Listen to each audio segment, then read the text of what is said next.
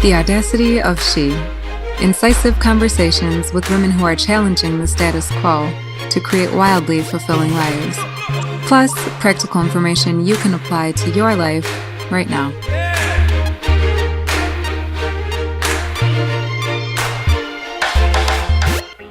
Hi, thanks so much for joining me. I am really excited to share this conversation with evolutionary astrologer Kristin Fontana. Now, I would urge you that even if you know nothing about astrology or evolutionary astrology, or even if it runs contrary to your personal beliefs, that you give this conversation a try. Kristin has been one of the most profound teachers I've had in my life, and this conversation is really impactful for me. It's hard for me to listen to it without tearing up in a few key places. So I think if you open yourself up, you'll really enjoy the content. So what we talk about is evolutionary astrology and how it differs from traditional astrology. We talk about Kristin's transition from being a mainstream girl in corporate America to evolutionary astrology as she began to ask the bigger questions of what is. We also talk about how evolutionary astrology can help us to heal our relationships with ourselves and with others. We talk about why it's so important to empower women to have the choice to follow what burns deep inside, and also how you can bring yourself as a woman into the world in the most actualized way possible. I really hope you enjoy this conversation, and I will see you on the other side. All right, greetings, Kristin. Thank you so much for joining us today. How are you? I'm doing great. Wonderful to be here. Thank you so much for the invitation. Oh, yeah, absolutely.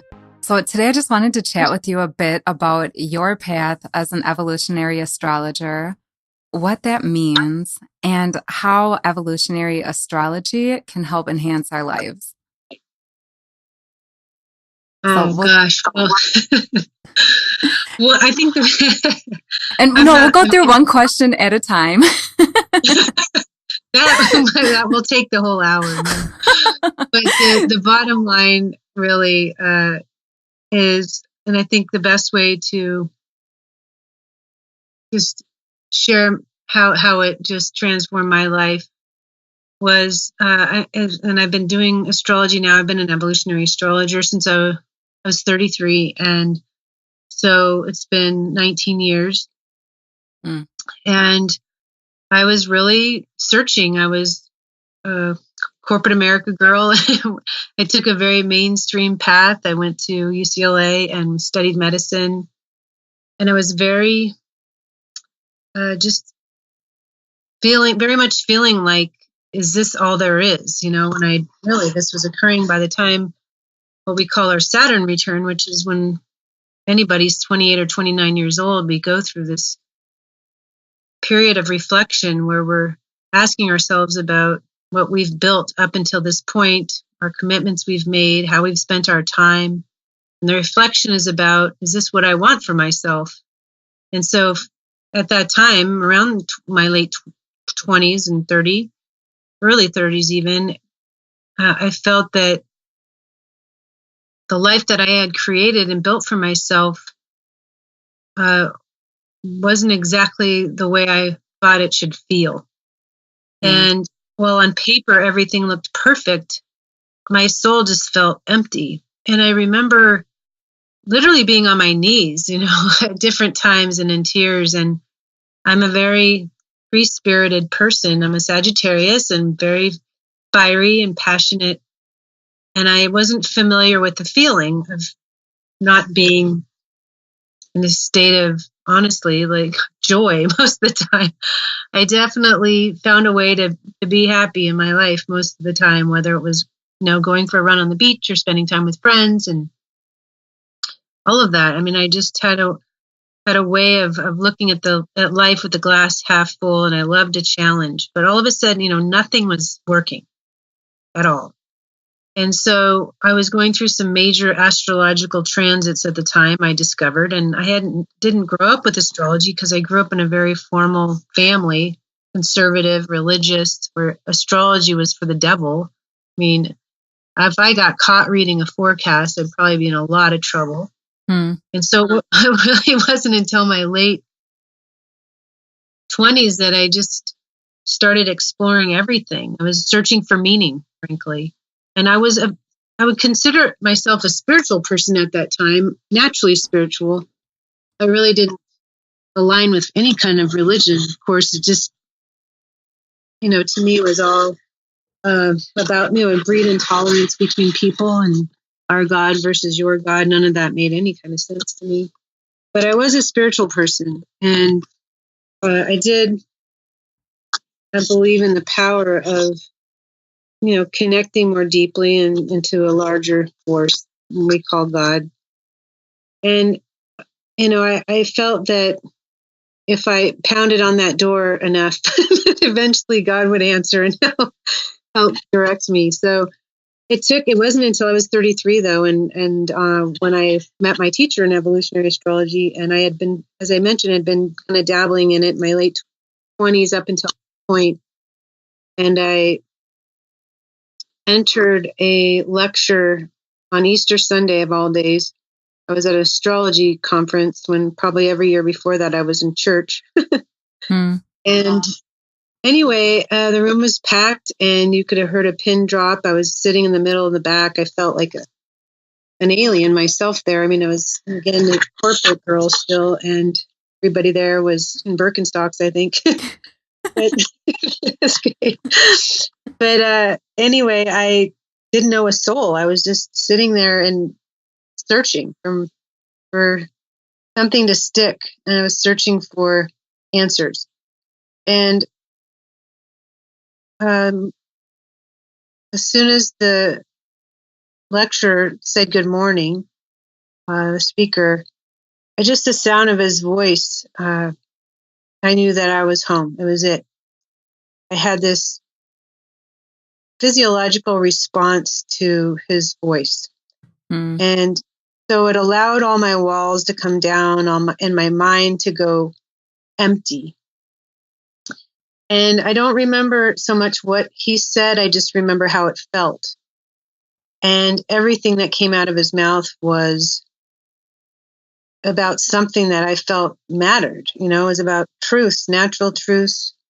It was simple yet intense, and something you wouldn't even question. It just resonated deeply with me. And so it wasn't so much about the astrology, it's just how the astrology reflected the soul's journey. And everybody's had their own experience, here on Earth in terms of being at crossroads and questioning whether they made the right choice here or there.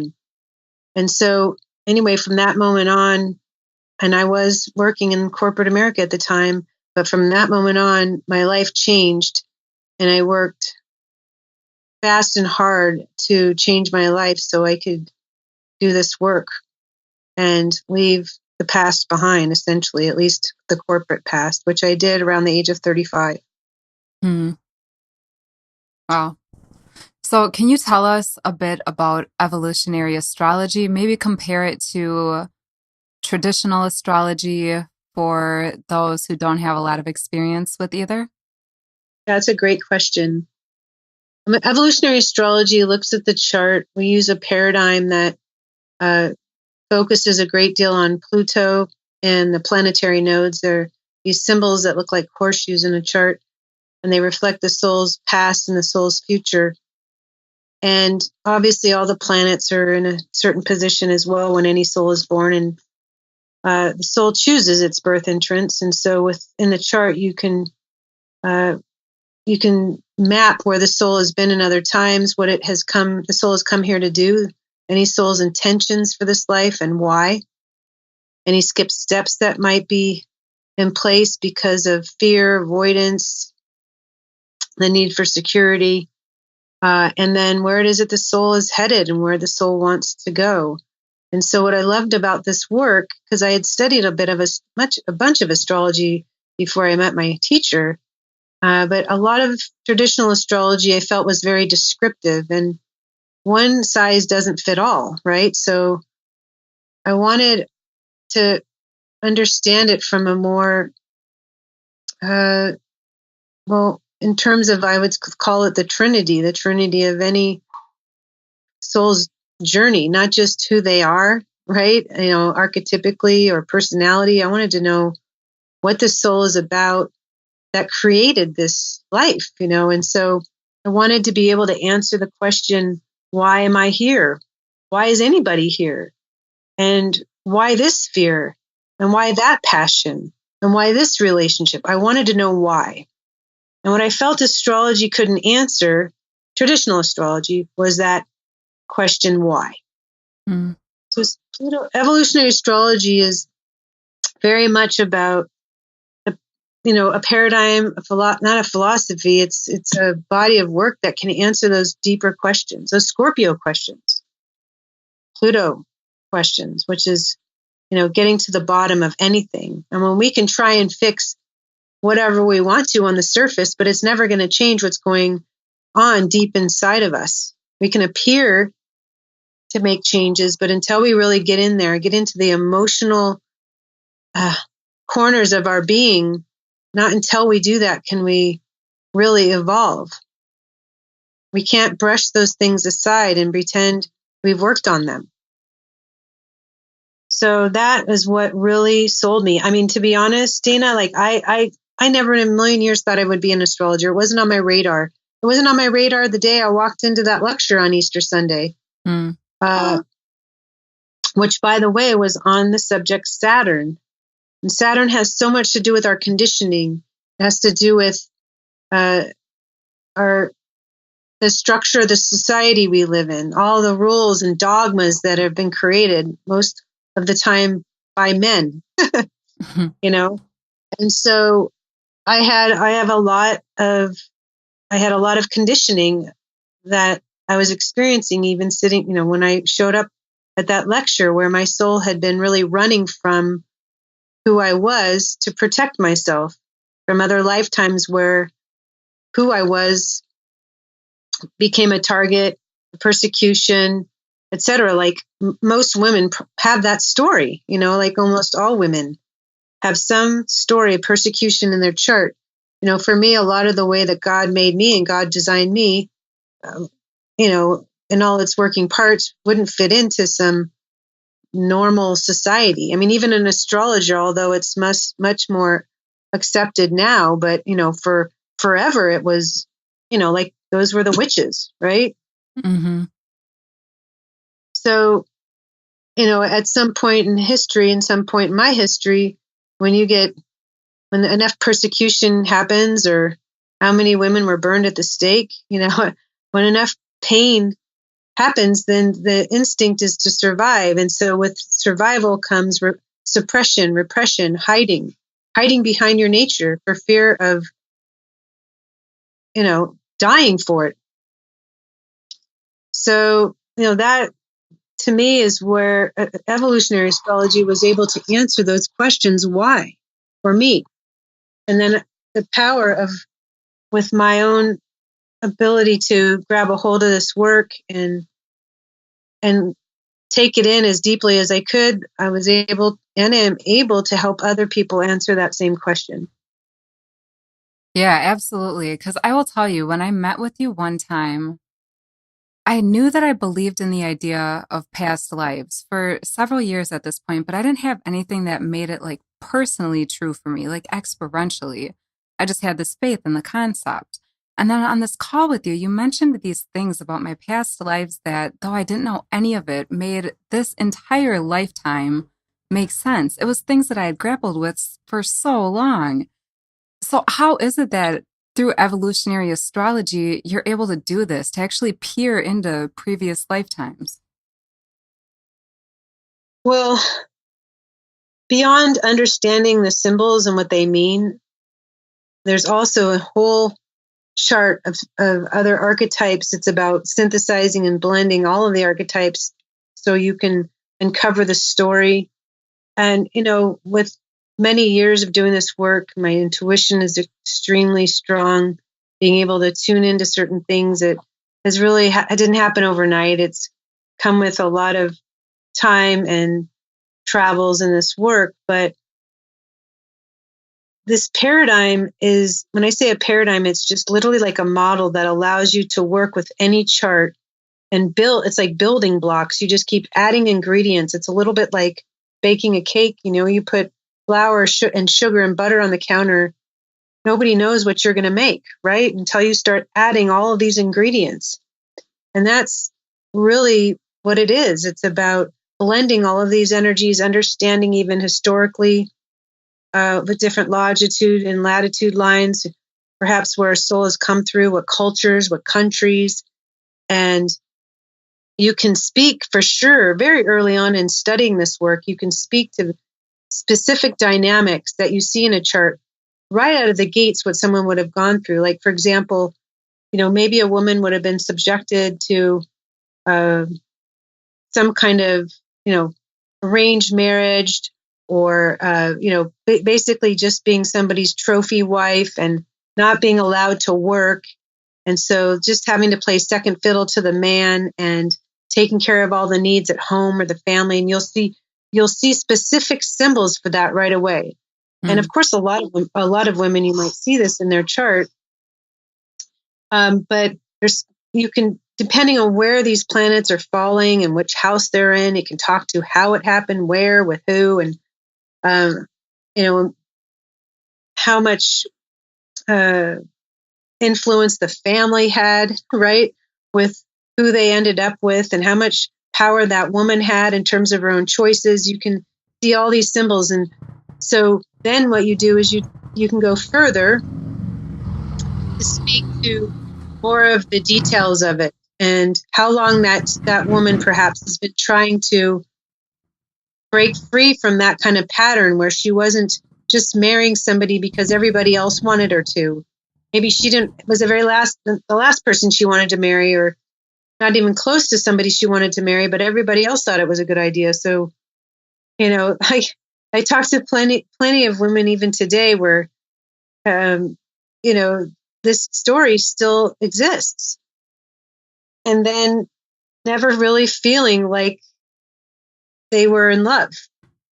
So this is, you know, one example of that. And another way that this work I feel is so powerful is that when you start merging charts with other people, like if, for example, if somebody wants to look at their relationship, and so then you can overlap the charts and you can see where these two have connected in other times. What have the dynamics been in their relationship before? What are the stumbling blocks? Where have they felt pinned? What are they coming here to work through now? And why did they call each other in to begin with? Because every one of us will attract somebody, whoever it is, whether it's a friend or a partner, that reflects the dynamics that our soul is working on. Energetically, we naturally draw them into our life. And so, of course, it takes tremendous amount of immersion in this work and study. I think it takes a certain type of receptivity, in a sense, too, and intuition. But I will tell you that if something comes in emotionally for me when I'm looking at a chart and I start to feel the story unveil itself, then I will immediately look to the symbols to make sure that what I'm feeling I can see in the chart. So I do feel to be able to give more color or present more color and detail to the story. You can't just be using your mental, you know, faculties. You've got to be using you have to be tuning in emotionally, and the intuition, you know, must be strong in order to really come full circle with the story. Yeah, and that's incredibly powerful, because that first time that I talked with you, I think I was just wondering like what my next 6 months were going to be like or something like that. I just needed clarity because I felt like I was at this like crossroads, but you felt something. So we talked about that past life, and in that conversation, I experienced such a deep healing, not only for myself, but also through like forgiveness of other people, because all these things that I was so angry or ashamed or just felt so burdened with for so long, it's like when I understood my past lives and how those stories brought me to where I am now and why I needed to have those experiences in this lifetime to kind of resolve things, it just made everything make sense. And then it was more like gratitude for having the opportunity to experience that so that I could get to the next place I needed to be at. I mean, you just gave me the chills with what you said. I literally have tears in my eyes because that was a long time ago when we spoke the first time. And for you to remember that, what I said had an emotional impact on you. You didn't just think about it. You felt the truth of what I was saying. And in essence, this is an evolutionary teaching, which is there aren't any victims. Every soul creates whatever reality it needs for itself in order to evolve.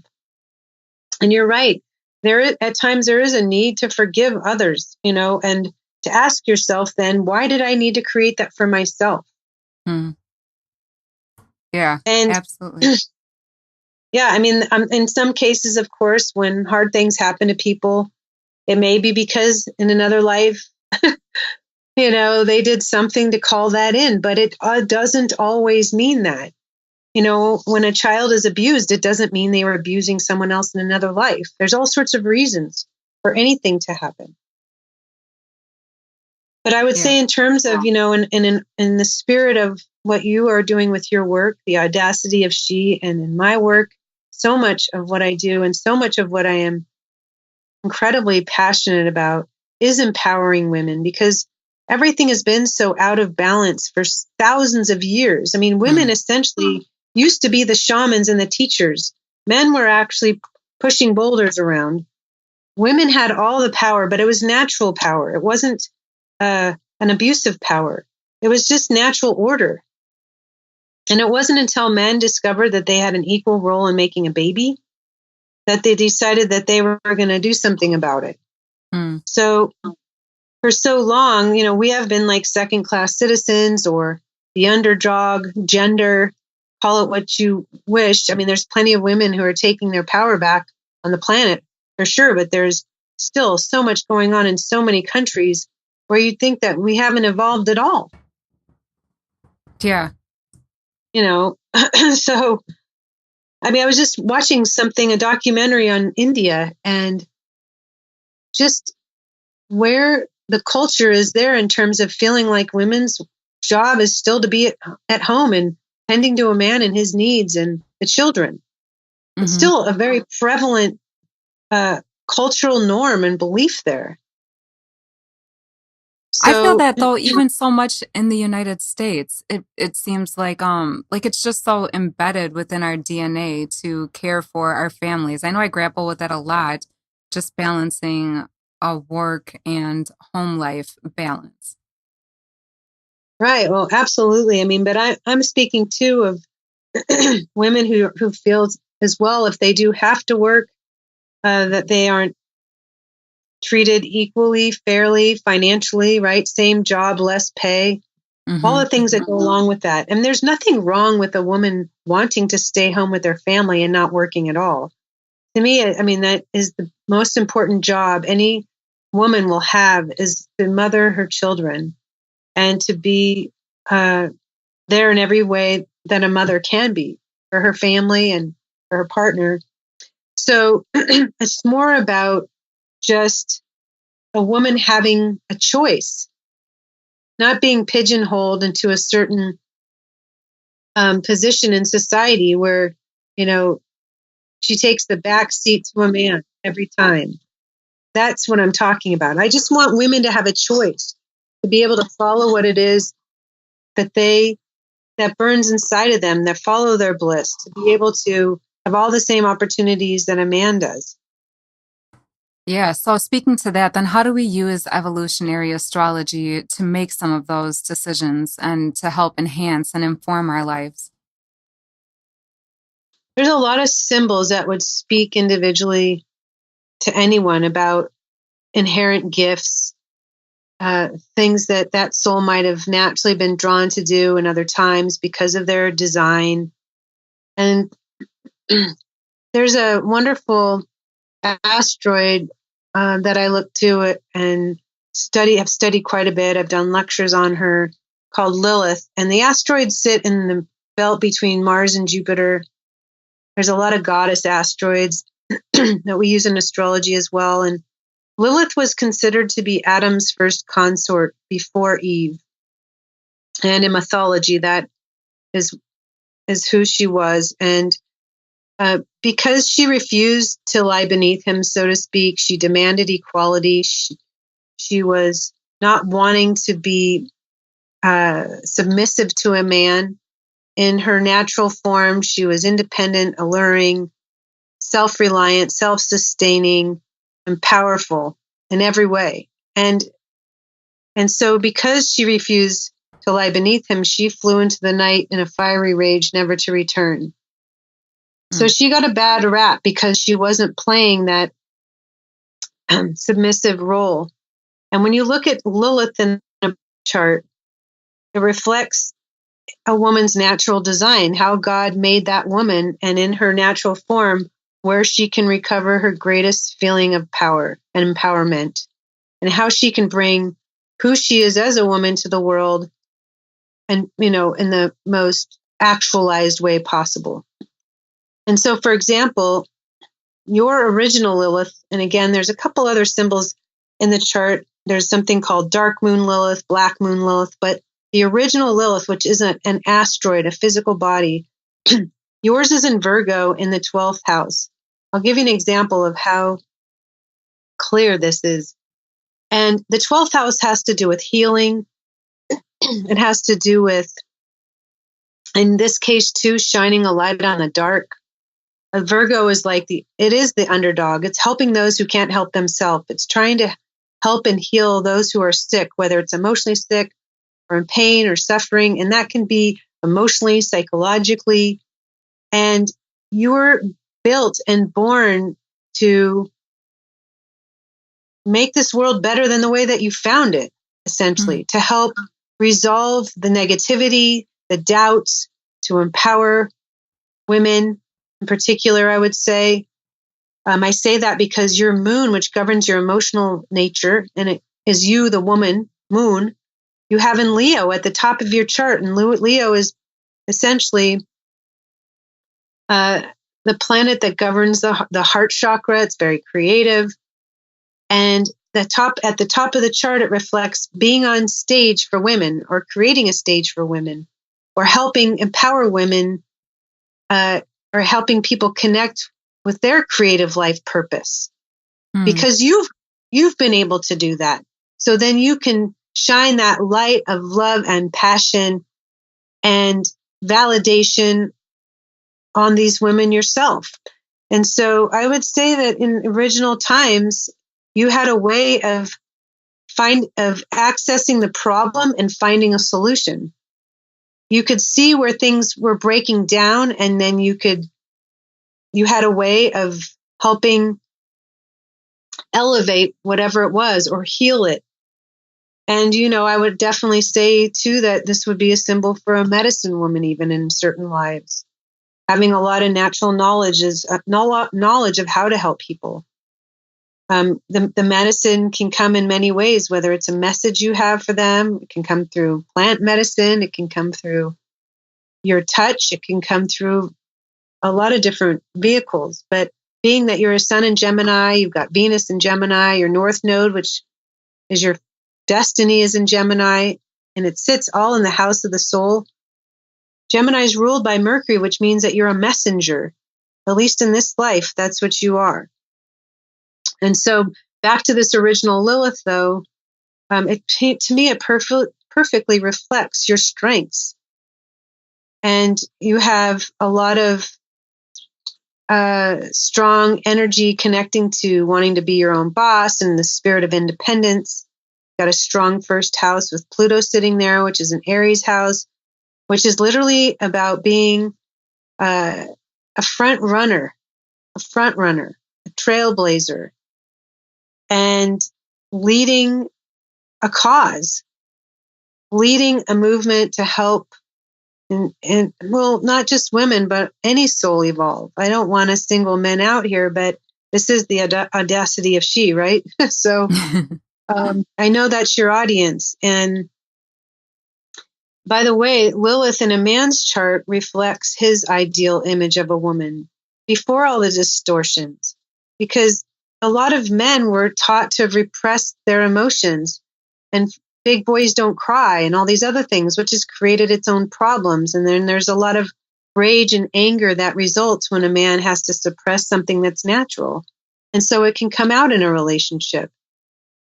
And, so there's so many things. Look at how much I talked about. I didn't plan on talking about your chart. I pulled it up and boom, I'm able to, with a little preparation, you could start to peel back layers and layers and layers. And Dana, when you can tune into something in a woman's chart in particular here, something that she knows in her soul is true about who she is, the things that light her up. If you can even shine a light on what lights her up, and you can't put a price tag on that. Mm-mm. I mean, that is something that will feed her forever. Yeah. Yeah, absolutely. And I would say right there is just hearing that reflected to me would make a whole reading with you so worthwhile. So for people who are listening to this, if you're curious to know anything about anything that's happening in your life, you can truly use astrology just to get such a deep understanding of who you are. And I've experienced that firsthand so many times, Kristin, in particular, just working with you. So know that, oh my gosh, you are so valuable and so powerful. I'm so appreciative for you. Well, thank you so much. But it's really the work that is, the work of evolutionary astrology is the gift. And I just feel honored to be able to bring it to others.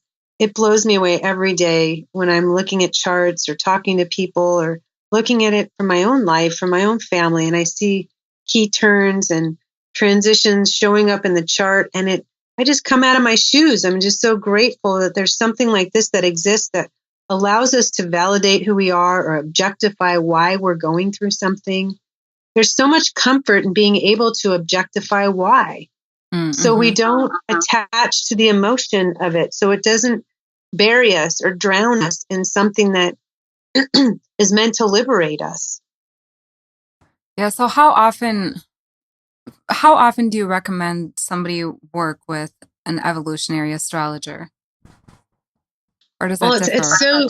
It's really specific to the person, because sometimes I'll meet with people that are going through a tremendous amount in their life. Maybe they're losing someone they love, or going through a divorce, or they can't get pregnant. They're having relationship issues. And the frequency depends on the intensity of what's going on for any soul. But, it's really, I would say anything from, I talk to people, on their birthdays at times, sometimes quarterly. I'll talk to people. Sometimes years will go by and they'll call me again. And so it just depends. And people ask me that all the time. When should I call you again? But so much what I say in a reading is meant to stick with someone for a long time. I want to present something that will allow the soul to work on what I presented and to always return back to this original reading, because the root of the issues, or the root of the intentions, and the root of what the soul needs to do will be in that original reading. And of course, things will be repeated over time because there are specific intentions that any soul has in their life. But we're always working on a lot of different things along the way. So it's, whenever they feel like they've worked through something and they're coming up for air and they're ready for more, then I typically hear from them again. But there's no norm, and it's just different for everybody. So. Yeah, absolutely. I know that I listened to one of my recordings just over and over, not so much in a row, but over time. So then my understanding of it has deepened Absolutely, Oh, because you that's hear it so in a different true. way. It is so true. I have to say, like, what you're ready to hear at the moment will change months later. You hear it again. And because you've grown and you've deepened in your walk and your path and you've gotten stronger in yourself, then you can see it with a completely different pair of eyes. You can feel it on a deeper level. And all these archetypes from Aries all the way to Pisces, all the way through the zodiac, there's so many levels and layers of what each archetype means that you can't just put it in a box, so to speak. Every single archetype looks different as it evolves. And so as you evolve, you'll experience more of the chart kind of coming to life, and you'll see, wow, I can see my Gemini stuff over here manifesting in this way. And, I in a different way than it used to, because even when you look at, say, for example, even your sun sign in Gemini, an evolved version of a sun in Gemini looks very different than a consensus version of a sun in Gemini. So, like a sun in Gemini, I would say in a consensus reality is somebody who's very curious. Of course, every Gemini in any stage of evolution is curious, but a lot of times when it's in maybe a distorted manifestation of it, might be somebody who talks a lot because they're nervous they don't want to go into those deeper conversations or issues. So they'll talk a lot in order to distract people from from whatever it is that they're avoiding within themselves. And it can just be too that Sun in Gemini just is so curious, and they have this need for diversity that they're just collecting as much information as they can from their world. Now, an evolved Sun in Gemini, as I mentioned earlier, they're like messengers for people. They're able to take all this information that they have collected and bring it into in your case, I would say some bottom line messages. Your sun sits in a Scorpio house, so it's not feeding, it's just channeling all this information into a tunnel or a funnel of something that is actually substantial. That's how it evolves. And it's like weaving it or braiding it into something very substantial. And so when you look at a sun in Gemini, and it depends on what house that is sitting in, how it might manifest. I mean, you are a kind of soul who doesn't want to talk about fluff and the peripheral things. You want to get to the nougat. You want to get to the center of something. You do want to uncover why for somebody. Mm-hmm. And that's because your sun sign sits in Gemini in a Scorpio house. It's an evolved version of how that symbol manifests. So, that's one symbol in your entire chart. There's a myriad of other symbols and planets that are working in concert with that sun sign. And we never even look to the sun first in the work that I do, because that's looking at something, the creative life purpose or the personality that you chose for this life. What we're most interested in initially, in terms of understanding really who you are, is looking at your natal position of Pluto, which is the planet of the soul. And that's really what lives within you, really on the deepest level. And it's the you that's traveled through lifetimes, through all these different experiences. I want to know how you've been touched and reached, what you've been challenged by, and where your hurdles sit, and where you feel most empowered. I want to know all those things. And you can't know that from looking at a sun sign. Yeah, that makes so much And I would sense. say, yes. And you are a warrior. You have Pluto in the first house. That's a warrior. You're a warrior for women, I would say. Huh. That's why audacity of sheep. Oh, that's interesting. You Yeah, I didn't choose that name consciously. It just came to me one day. So I guess that aligns with what you've said. well, it's just perfect for your chart. It absolutely reflects it. Instead of saying why me, you say why not? Why not me? Why not women? Yeah, absolutely. Okay, so tell us, Kristin, is there anything significant going on in the sky right now that is important for us to know? Well, there's always something significant. And we had a very powerful eclipse in August that will influence the next 6 years of 6 months, not 6 years of anybody's life, I would say from August till February of 2018. But there was one aspect that occurred at that time that's going to be even more pronounced in November. And certainly we'll feel it in December as well. And I'll speak to that here. The eclipse was in Leo. Of course, everybody knew about it. It was on all the televisions because Path of Totality ran right through the United States. And it was at the last degree of Leo. And Leo connects to our heart chakra, our heart, things that move us from our heart, things that we're passionate about. And it can create this feeling like, for a lot of people, this feeling of having a special sense of destiny. And everybody will feel it in their own way. But if you haven't been living that destiny, it really would have been tugging on you hard, because it would create this feeling that you knew you came here to do something special or important. Maybe you don't feel like you're doing it. And so that can create this sense of urgency and an intensity. But all the energy between, August and this coming February is in place to help you connect with those things that you haven't been able to before. And it can come in through spontaneous meetings or like the eureka moment, the download that comes from out of left field, or the sudden meeting of somebody that helps lead you into your future. Anyway, there was an energy so auspicious and also so rare that hasn't occurred since before we were the USA. It was, before probably early 1700s, if the last time or even before that this had ever even occurred, all told in combination. So it's rare, it's very special. And so one of the combinations of energy that's still traveling right now that I really love, and I want to encourage people to tune into and partner with, is that the planet Uranus, which is the planet that connects to change and breakthroughs and innovation, alternative ways of doing something in your life, or alternative ways of relating and connecting and seeing something, is forming what's called a trine to Saturn. Now, a trine is one leg of a triangle. It's an angle of ease.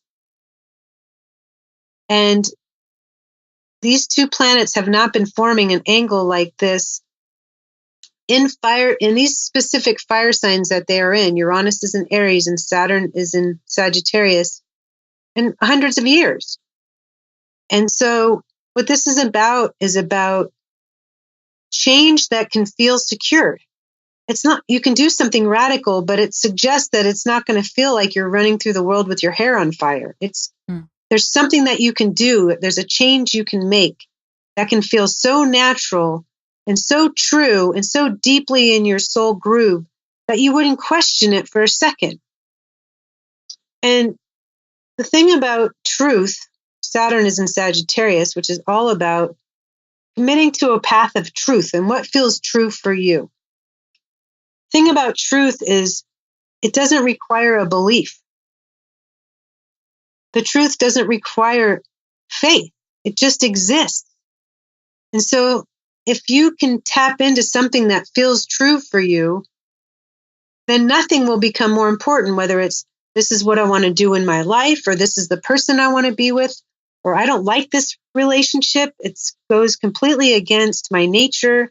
I don't feel loved and validated and supported. That's my truth. So I want to get out. So maybe someone has the courage to just get out finally. And then they're asking themselves, what the heck took me so long?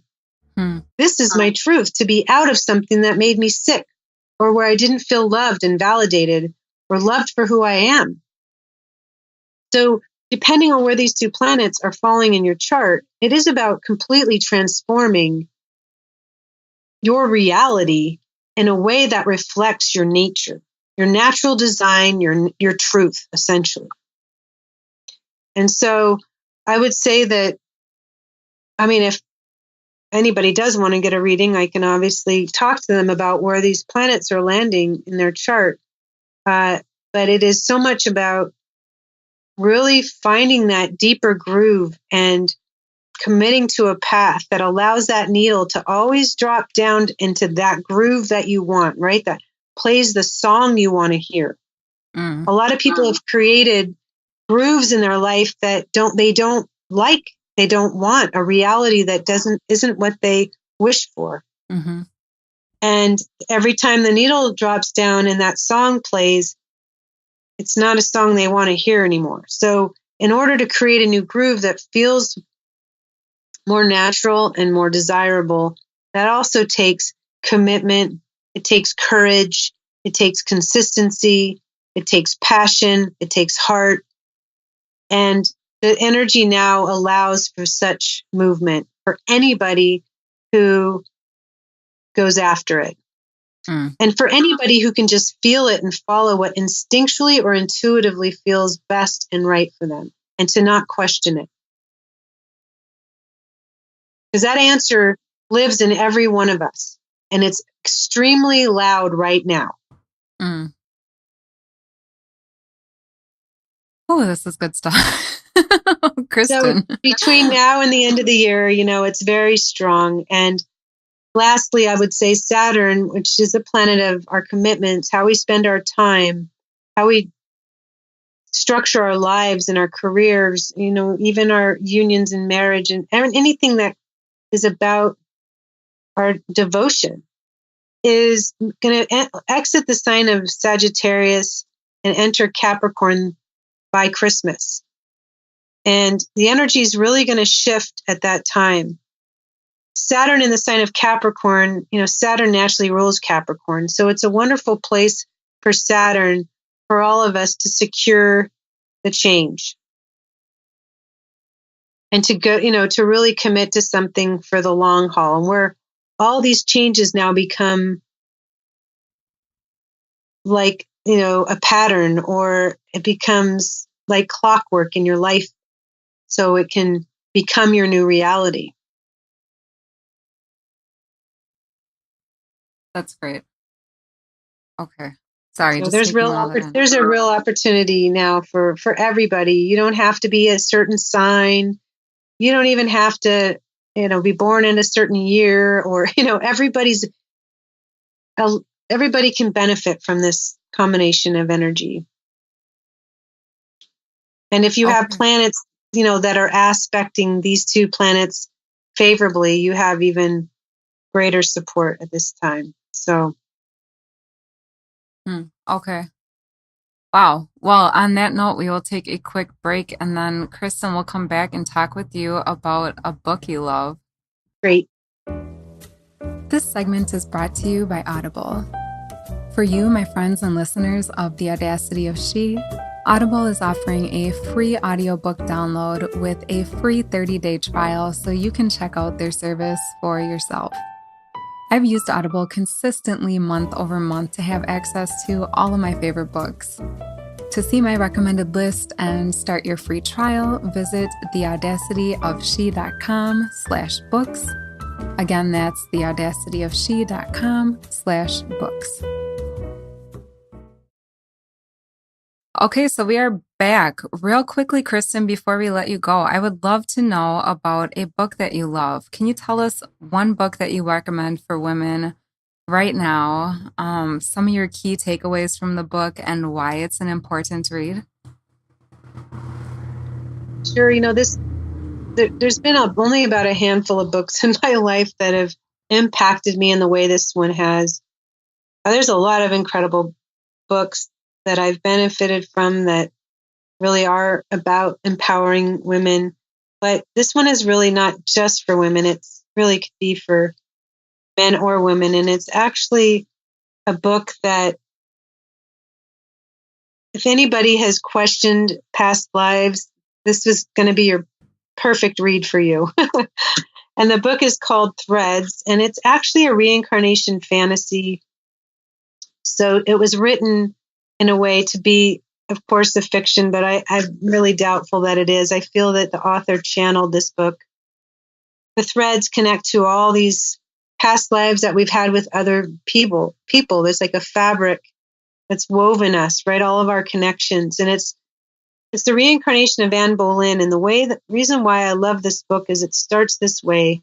She says, a woman dies and the story begins. And so this book is about Anne Boleyn, who's being executed by King Henry, or he's having her executed. And so she's walking to the guillotine in the first paragraph of the book. And as soon as she's executed, she leaves her body. Obviously, this was a true story. We all know that. In 1536, Anne Boleyn was executed by her husband, had her executed. So in the astral plane, she hears a voice and she's forced to review her life with King Henry. And throughout the book, you travel through her history of her past, all these past lives that led her to the life of Anne Boleyn, that led her to marry King Henry. And the questions are answered, why? All the players in her life that she met along the way. And she's able to observe this from this strange vantage point, right? She's out of her body. And this does happen when we leave our body. We're forced to review our life, where we really did well and right in our life and where we fell off the track. And we're forced to look at it. Of course, when we come back to this life, the veil goes up. So we don't get to see all those places where we had made choices we wish we would have changed, but yet we will be forced to make them again. That's just the nature of evolution. But what I love so much about this book is Nell Gavin, the author. She just nailed it, like as close to what I know in my soul is true about what happens in our evolution. And it will change the way that you live in your life with every relationship. It'll change the way that you look at any relationship. It's going to change the way you express yourself and communicate, because nobody wants to come back and do the really hard stuff again. Mm-hmm. We are all in a state of becoming. We are all going to hit points on the path that challenges us. That is what evolution and growth is about.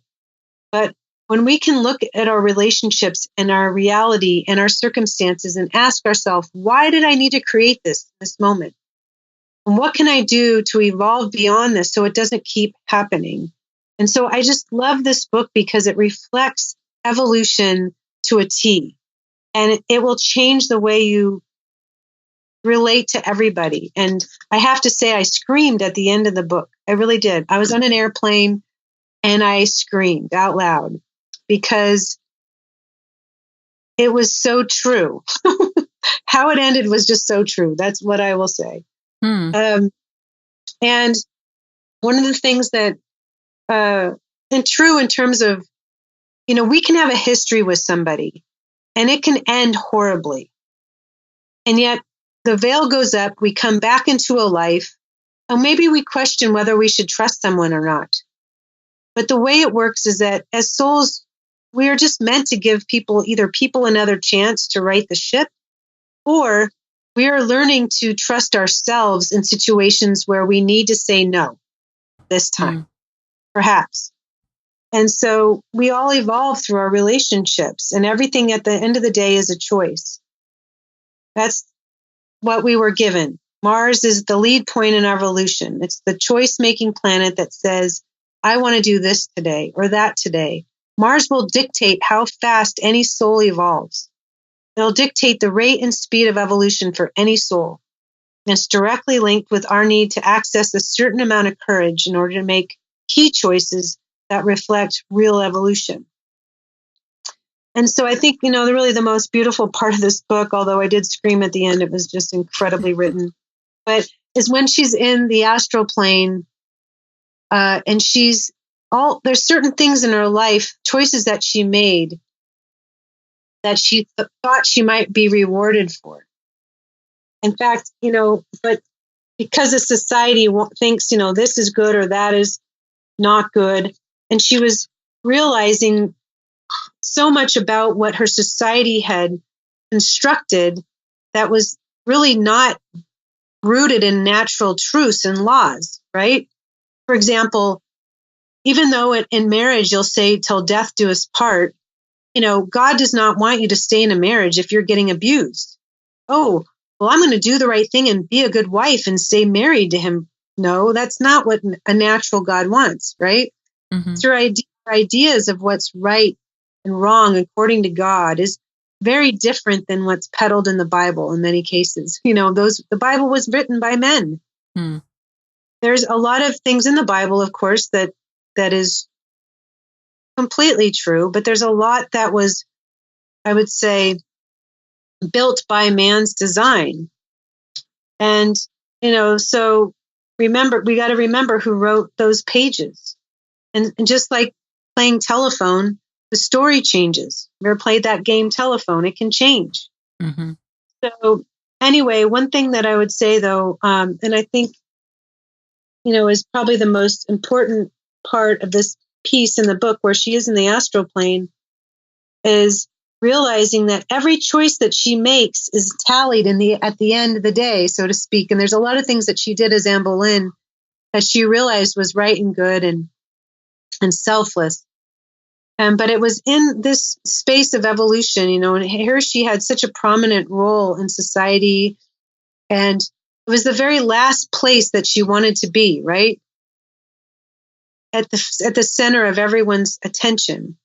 She realized that she was way far back in terms of her evolution, that there was a lot for her to learn. Just because of her place and station in life did not mean that she was better than somebody else. And so she was humbled by that experience, in the astral plane, observing her reality and even why she chose to be born into that family. So I highly recommend it. Okay. Well, that just topped my list. It's an incredible book. Huh. Oh, Kristin, thank you so much for joining us today. Well, thank you for having me. And I just wish everybody the courage to make the choices that they know they need to do for their own soul.